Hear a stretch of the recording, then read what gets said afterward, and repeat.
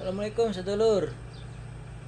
Lagi nganggur kerja, punya net ke Korea Selatan, tapi pernah punya penyakit sipilis. Jangan khawatir, simak video ini sampai dengan selesai. Insya Allah ada solusinya. Monggo.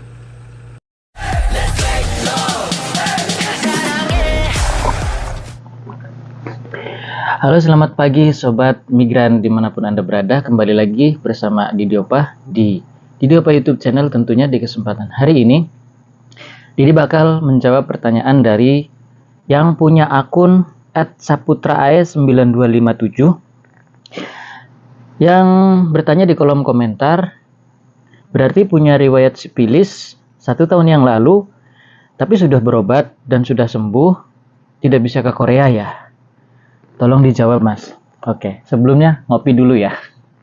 Dan yang belum subscribe, yang baru mampir di channelnya Didi Opa, silahkan mohon keikhlasannya untuk subscribe, untuk lebih mendukung channel Didi Opa lebih berkembang, dan Anda pun bisa mendapatkan notifikasi dari video terbaru Didi Opa YouTube channel.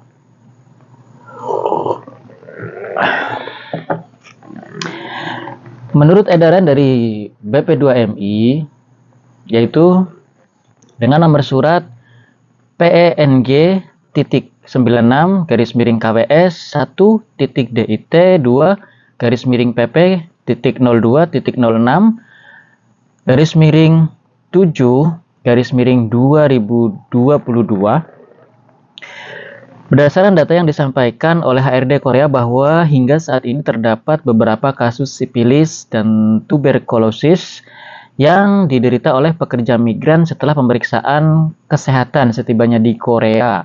Di antaranya ada pekerja migran asal Indonesia. Maka dengan adanya kasus tersebut, pemerintah Korea mewajibkan seluruh pekerja migran yang akan masuk ke Korea untuk melakukan pemeriksaan tersebut paling lama 2 minggu sebelum keberangkatan untuk mengantisipasi terjadinya penyebaran penyakit.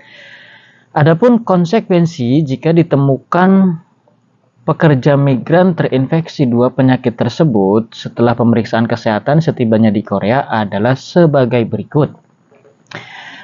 Pertama, pekerja yang diketahui terinfeksi penyakit sipilis dan atau tuberkulosis berdasarkan hasil pemeriksaan kesehatan di Korea akan segera dikembalikan ke negara asal dengan biaya pribadi dan tidak dapat berproses dalam program G2G Korea Selatan selama 1 tahun. Poin yang kedua, kuota penerimaan pekerja migran untuk negara pengirim akan dikurangi. Adapun teknis dan biaya pemeriksaan sebelum keberangkatan akan disampaikan bersamaan dengan pengumuman penerbangan dikeluarkan di Jakarta pada tanggal 4 Juli 2022.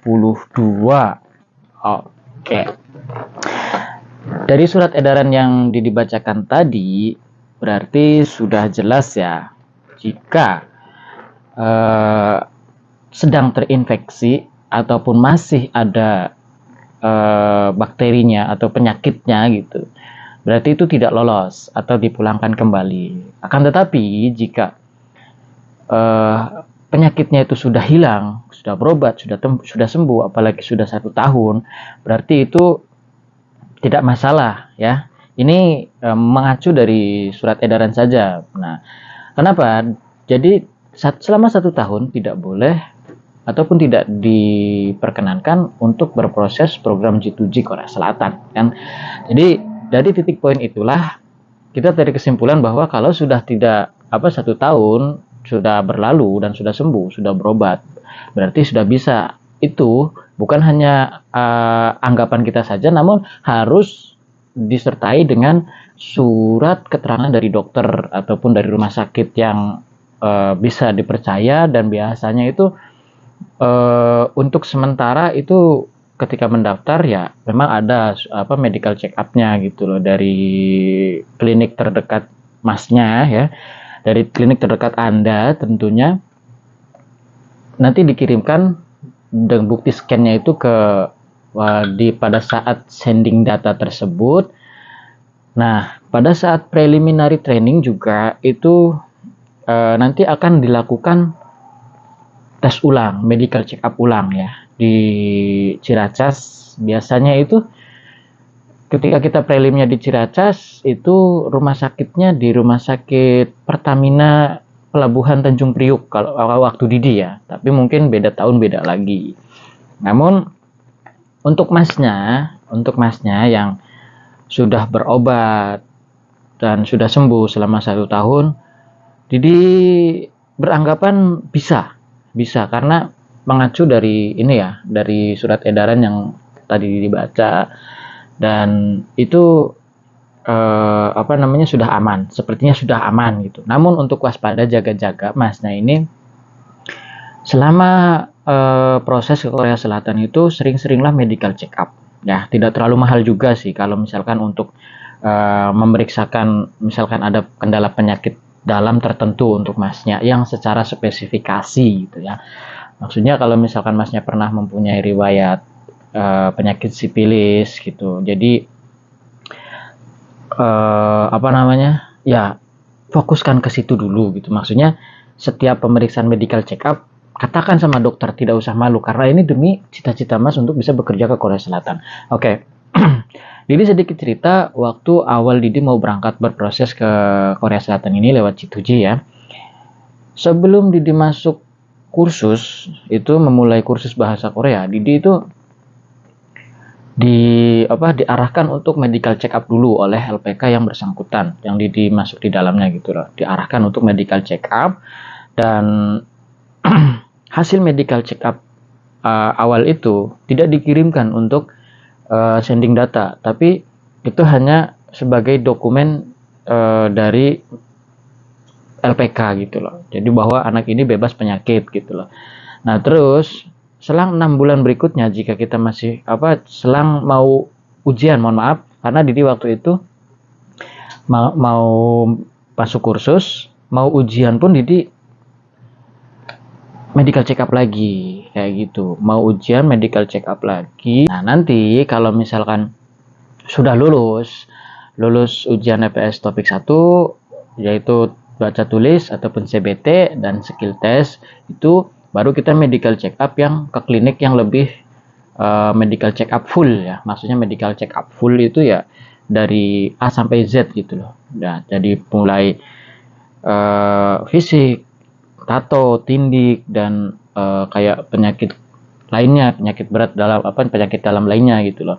Nah, kenapa dari awal diceritakan itu? Karena ketika kita mempunyai riwayat penyakit berat atau penyakit dalam lainnya, itu bisa ditangani sedari dini gitu loh. Yang bisa dihilangkan itu diobati, atau dihilangkan itu disembuhkan gitu loh.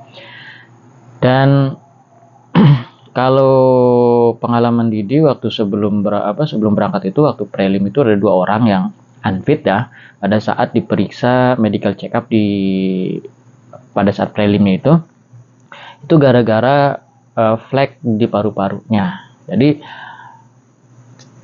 entah katanya sih sudah diobati, dan ketika medical check up di klinik lokal atau ke klinik di sekitaran wilayah kita, katakanlah masnya tinggal di mana gitu loh. Kalau Didi kan di Indramayu. Waktu medical check up di Indramayu itu lolos gitu loh. Maksudnya tidak ada kendala gitu loh dengan flek di paru-paru itu gitu. Dan dari LPK-nya sendiri merekomendasikan nggak masalah gitu loh. Tapi ternyata setelah prelim itu gagal. Nah, ini wajib diwaspadai ya, masih berlaku apa tidak. Mohon untuk teman-teman yang untuk Anda yang mempunyai pendapat lain, silakan cantumkan pendapat Anda di kolom komentar. Dan bila mana ada yang mengalami juga, bisa berbagi sharing ya. Nanti kita bacakan komentar Anda, dan kita bikin video lagi untuk bisa mengedukasi teman-teman CPMI yang lain agar jangan sampai keluar modal banyak akhirnya gagal ke Korea, gagal cita-cita gitu loh. Jadi di sini bukan kita berbagi sharing saja ya. Video ini dibuat ini untuk berbagi informasi dengan teman-teman yang satu frekuensi, mempunyai cita-cita untuk bekerja ke Korea Selatan kayak gitu. Dan terima kasih yang sudah subscribe. Mohon dukungannya. Assalamualaikum warahmatullahi wabarakatuh.